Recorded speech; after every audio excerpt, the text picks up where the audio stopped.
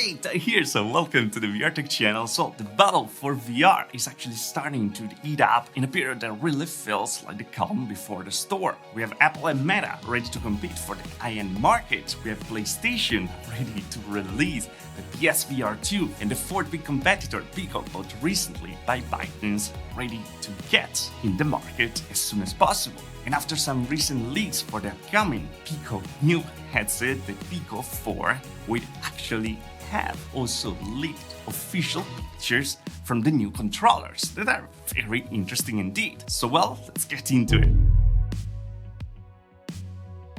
Alright, so one thing is sure, Pico is trying to become the biggest competitor to the Meta monopoly that we have on the VR market right now. They released recently the Pico Neo 3 Link for the consumer market for the first time as a beta program, as they call it, to actually try to penetrate the VR market as much as possible with a very competitive price point of $449, with also the ability to connect their standalone headset via DisplayPort directly to the PC to have PSVR with the best resolution possible.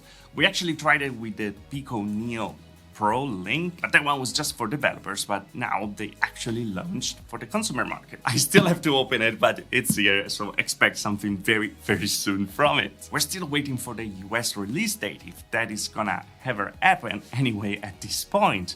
But the very interesting thing, and the thing that was sticking out a bit from the announcement of the Pico Neo 3 Link, was actually the fact that they called this a beta program, where there was a particular thing where they were saying that if you got this device, well, you will have the 35% discount, a significant discount, as they call it, for the next upcoming headset, the Pico 4. Now, we already have some picture of it, nothing crazy, something posted by Upload VR with the FCC filing, because of course they have to go through certification for the Wi-Fi and the Bluetooth antennas, and we can see that we have two Wi-Fi antennas and one Bluetooth antenna, something that is pretty usual for standalone headsets anyway. But luckily, we also had the first claims to the shape of this headset that is very reminiscent of the Meta Cambria, this new upcoming high-end headset from Meta, of course. So what's particular here? Well, we can see that they ditched the Fresnel lenses using pumpkin lenses at this time,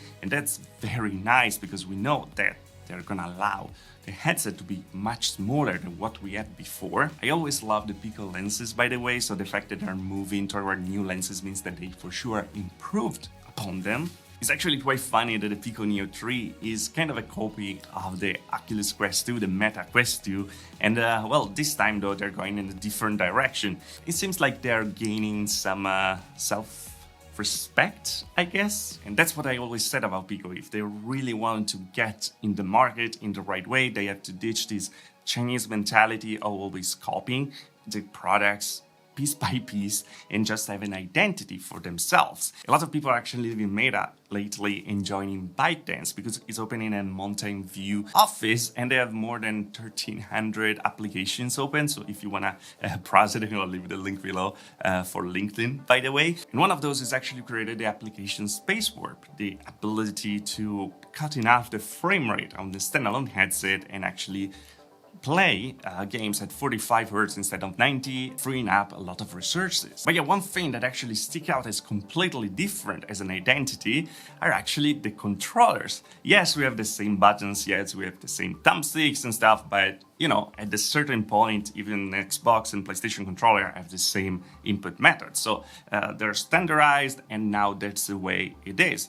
But at least they're trying something different, talking about the tracking, for example, where this ring around is very particular indeed, kind of a reminiscent of the PlayStation VR and the Pimax Sword controller, and for sure completely different from the Cambria controllers that are gonna have inside-out tracking cameras in the controller itself to track in every position possible. These are still gonna rely, of course, on the cameras on the headset itself. So yeah, of course we have an A, B, X, Y buttons there, the grip button, the trigger button, and the particular thing is, we zoom out a bit, we have two system buttons there. The system button from Pico, that is the round one, and very interesting for creators like me, is that, yeah, we have a camera button. That means that we're gonna be able to take screenshots or maybe just keep pressing on it, holding on it, we're gonna be able to have videos. And the great thing about Pico compared to Oculus that I don't know how they didn't fix it yet is the amazing kind of recording. You record a 16:9, so you can show the game exactly how it is, and it's something that I really always appreciate it. So it seems like they really want to improve the social part of this headset to also create some free marketing, because if people share a lot from the headset, well, that means that more people are gonna be aware of it. That's how marketing works. By the way, the controller picture were leaked by Tony from Scary Ghost. I'm gonna leave the link to the blog in the description below where it goes in details about everything, so it's very interesting indeed. Check it out for sure. But yeah, for the first time we see something, and from the pictures they seem like really like marketing pictures. The FCC filing that usually happens very close to the release of a headset, it seems like this thing is gonna arrive very soon. For sure they're trying to go toe to toe with the Cambria when it's gonna release. What I expect though is this is not gonna be a complete competitor. Cambria seems to be very expensive. Instead, this one seems to be another consumer headset directly for them. They're gonna have the latest Snapdragon chipset in there. That's very interesting, of course, with the latest version of Android running on it. And there's gonna be a pro version, probably the one going up against the Project Cambria, with eye tracking and also face tracking in there. So that's what we know about this Pico 4 Pro right now. We don't have many pictures, but I'm sure they're gonna arrive very soon. It's just interesting to me how much they're pushing on the VR market right now.